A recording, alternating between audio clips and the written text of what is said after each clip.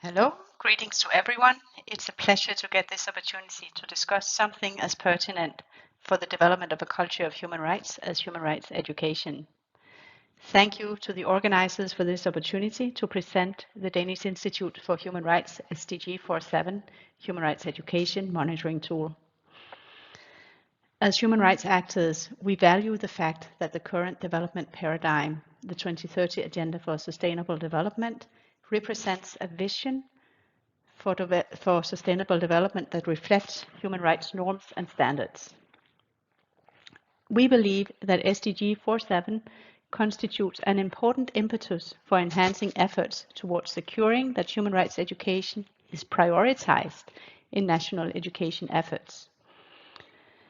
As human rights actors, we also believe that human rights-based monitoring of SDG achievements is a must if we are to take stock in a way that enables us to adjust implementation strategies and realize the potential of the 2030 Agenda and the SDG 47 to truly transform and build just and sustainable societies. So with these opening remarks, I will be demonstrating our SDG 47 Human Rights Education Monitoring Tool. The SDG 47 Human Rights Education Monitoring Tool enables national human rights institutions and state parties to monitor implementation of human rights education. As such, the tool is relevant for assessing progress on the human rights education element of the global SDG 47 target, and at the same time, relevant for reporting to the international human rights system on progress in national implementation of human rights education in relation to obligations enshrined in international human rights conventions. The tool is available online, and what I showed you before was the landing page. Data collection is digital, it is user-friendly, guidance and conceptual clarification needed to respond to the questions is integrated. On the methodology and scope, what is important to say is that the tool is based on the two most comprehensive internationally agreed frameworks for human rights education that we have currently, namely the UN World Programme for Human Rights Education, as well as Sustainable Development Goal 4, Target 7, and its indicators. The tool looks at 5 domains, namely national education policies, curricula, student assessment, and the learning environment. Now you may be wondering how exactly this tool works then. To answer that, the tool is composed of 2 elements. One is the assessment tool, the questionnaire, and the other is the data repository and the visualization of data, because this tool is able to store and process data and visualize it in ways that make it easy to gain an overview of the human rights education situation in a given country, or in a selection of countries, through graphics and charts.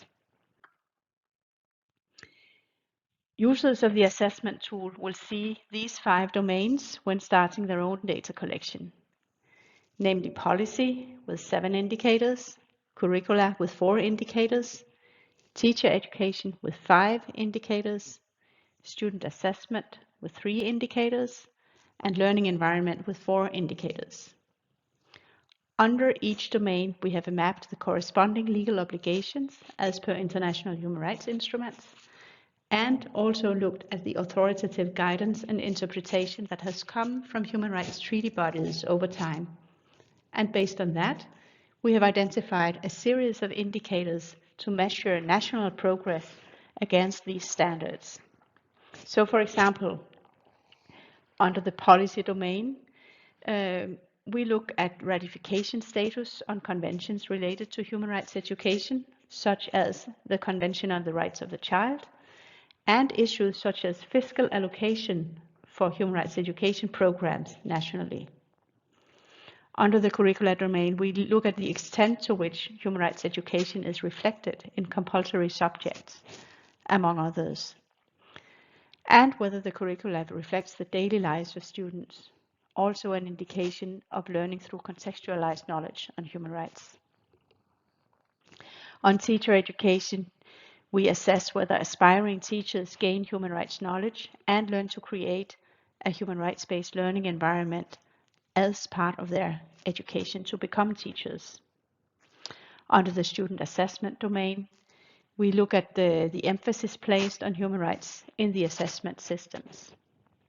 Are there elements on human rights content in the exams, etc.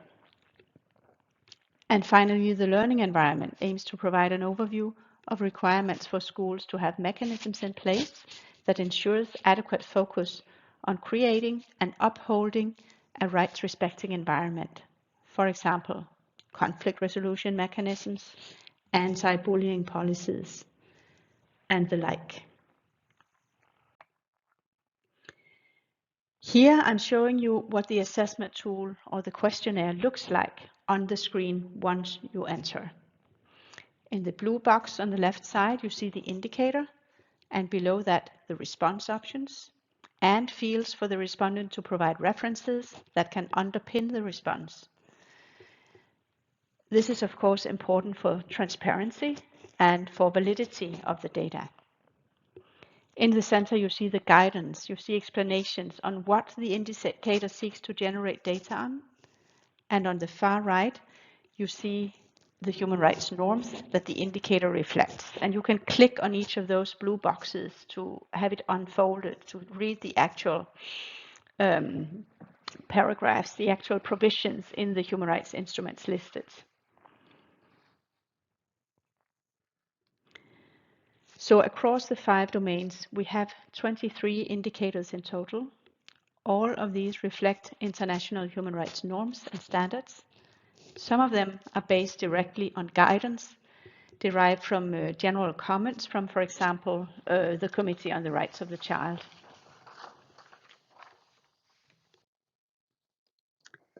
Here I'm showing you what a final report looks like. So this is an example of what the data processing function can contribute with. So once an assessment against all indicators has been completed, the tool can produce this kind of final report that summarizes and visualizes the data for the given country. The final report provides an overall score, and you can see, and this is based on an index calculation developed by our statistician colleagues, as well as domain-wise scores and visualizations of what the data say. That is what you see in the different graphs you see here on the slide. The tool can also show data from various countries simultaneously and make a visualized comparison of the situation. It is our experience that such data visualizations are real eye-openers. They show where we are on track and where more efforts are needed. As such, they are also door openers for strategic conversations as well as peer exchange. Another option is to have visualization country by country. So country-wise visualization of the progress under each domain. So how is it going, for example, in Cameroon on policy, on curricula, on teacher education, on student assessment, on the learning environment? That is what you can see in a graph like this.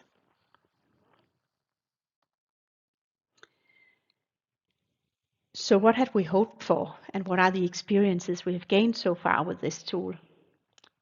Well, first of all, our vision was to create a tool that would enable situation assessments, identify gaps and challenges on human rights education in a given country. We wanted to create a basis for strategic prioritization of human rights education efforts.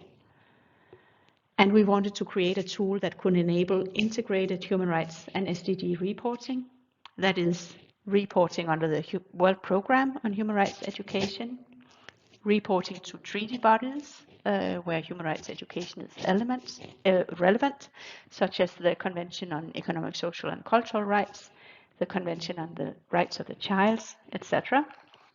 And also, of course, UPR reporting.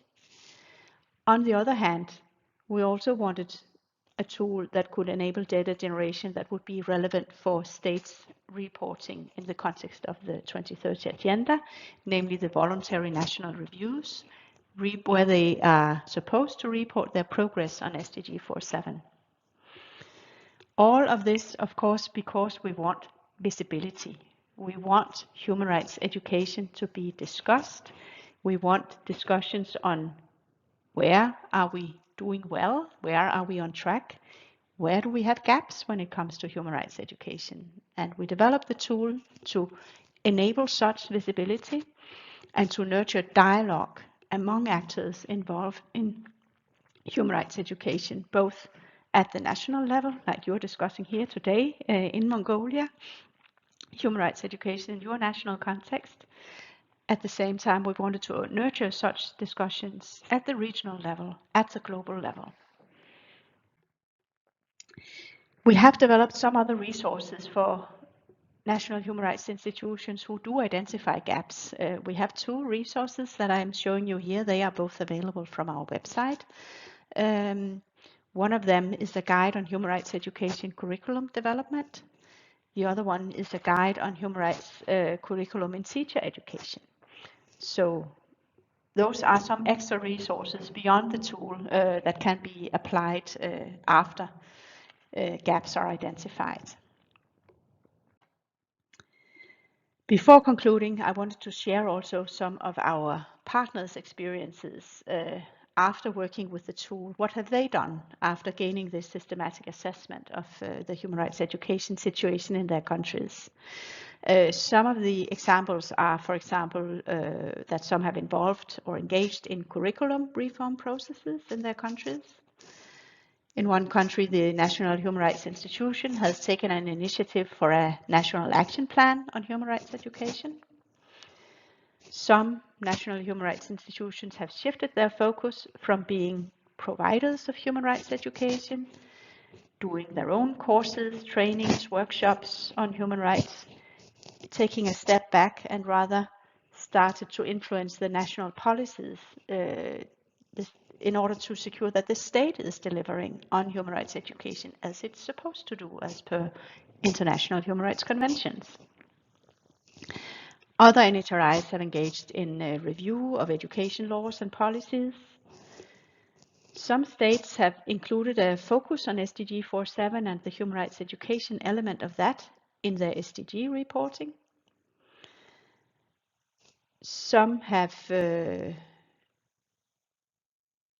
NHRIs have been involved in schooling oversight mechanisms, in tangible monitoring of the actual implementation of human rights education in schools in their country by the education authorities, that is with a direct bearing on changes. Some have engaged in reform processes around teacher education. So lots of quite different experiences out there. And for us, that has been really inspiring to see that systematic data generation can enable all these kinds of different actions suited or tailored to the different national contexts in which NHRIs are working. So to conclude, I want to just summarize some of the achievements with the tool, some of the strengths that we find in this tool, namely that the tool helps gain systematic and comprehensive overviews of the current implementation of human rights education in a given country. This is relevant everywhere, including in our own context. The tool enables state actors to identify gaps and room for improvement. And it's a one-time investment. It pays off for many years. It gives an invaluable overview, and it's easy to update subsequently. We have seen that systematic data open doors for sound conversations between the relevant actors, and it shows where operational change is needed in policy and in practice. So that's all from me for today. I wish you good discussions and inspiration for continued work on improving human rights education in Mongolia. Thank you very much.